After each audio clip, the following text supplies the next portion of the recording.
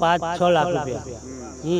હવે પાણી ના થાય તો 6 લાખ રૂપિયા પાણીમાં પડી જાય આપણે તો ખેડૂતને દેવા કરી બોર બનાવી અને પાણી ના થાય એટલે નિષ્ફળ જાય ખેડૂત।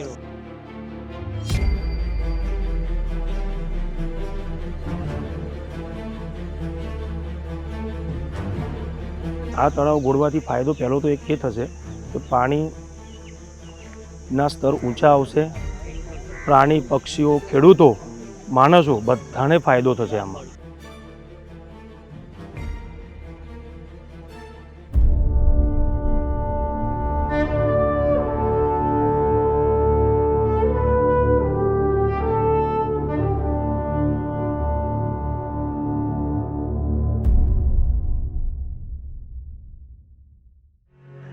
એકતા હોય ને તો આપણે ઈચ્છીએ એ પ્રકારના કાર્યો આપણે સામૂહિક કરી શકીએ, પણ સૌથી મોટું છે એકતા હોવાનું।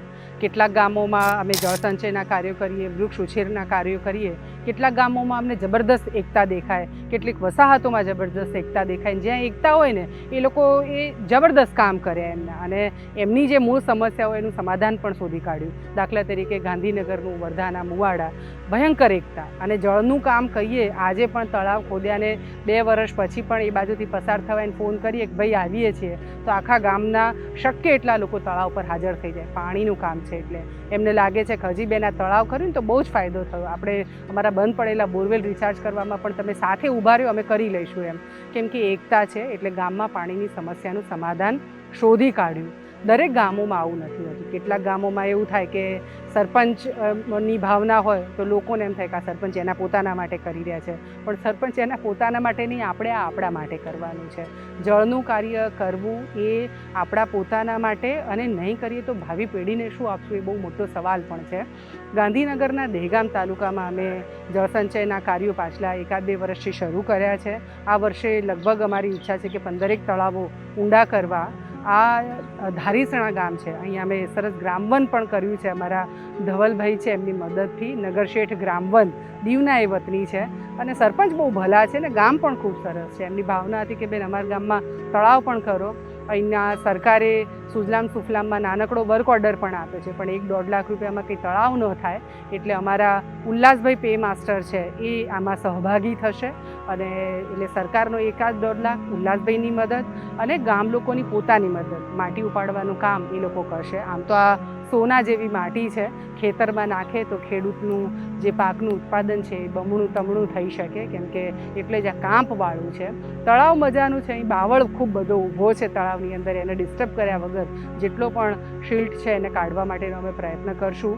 આ તળાવ ચોમાસામાં તો સરસ ભરાય છે, પણ ચોમાસા સિવાય નર્મદાના પાણીથી લિંક થયું છે, 1-2 વર્ષમાં એ રીતે પણ આ તળાવ સતત ભરાવાનું થશે। હું અહીંયા આવી ત્યારે ગામના લોકોએ કીધું કે બેન તમે જોયું અમારા આસપાસના વિસ્તારમાં અત્યારે ખેતી હવે ઈચ્છિત અથવા જેવી જોઈએ એવી થતી નથી।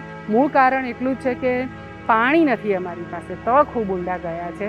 આવી સ્થિતિમાં તો ગામે જાગવું જોઈએ। દાખલા તરીકે હું કહેતી હોઉં છું કે સંસ્થા જે મદદ કરે એ 2 લાખ આપે કે 3 લાખ ટેકો કરે, ગામે પોતાના ફાળામાંથી 150 ઘર હોય કે 200 ઘર હોય, શક્ય જેની આર્થિક ક્ષમતા સારી છે એ 2-5 હજાર રૂપિયા કાઢીને પણ તળાવ ઊંડા કરવા જોઈએ, કેમ કે તમારા ભલા માટે છે। આ થશે તો તમારું ખેતી સરસ થશે અને તમારી ભાવિ પેઢી માટે પણ એ ઉપયોગી થશે। તો કરવા જેવું કામ છે। બાકી ગામ લોકોએ જે કહ્યું એ બધી વાતો પણ આપણે સાંભળીએ।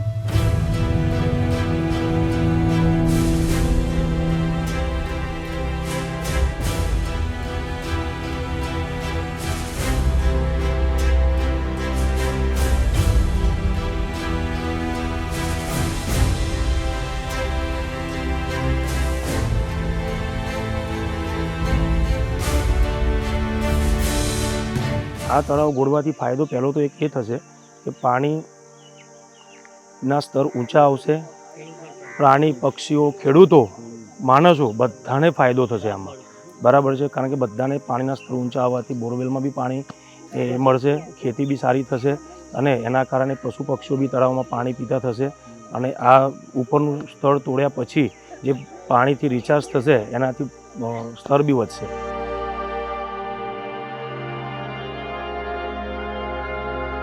ખેડૂતોને દરેક ખેડૂતોને ફાયદો થશે। આ તળાવ લિંક કરેલું હોવાથી જેટલો જથ્થો પાણીનો વધારે મળશે એટલો ગામને અને ખેડૂતોનો વધારે ફાયદો વધારે આજુબાજુના તમામ ખેડૂતો લગભગ 500 વીઘા જમીનનો ફાયદો થશે આ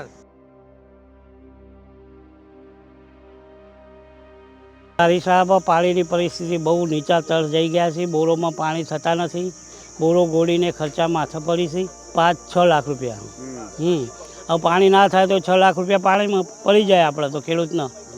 દેવા કરીને બોર બનાવી અને પાણી ના થાય એટલે નિષ્ફળ જાય ખેડૂત. ઘણા ઊંડા કરો તો રિચાર્જ થાય તો સક્સેસ જવાય ખેડૂતોને બોર બનાવવામાં.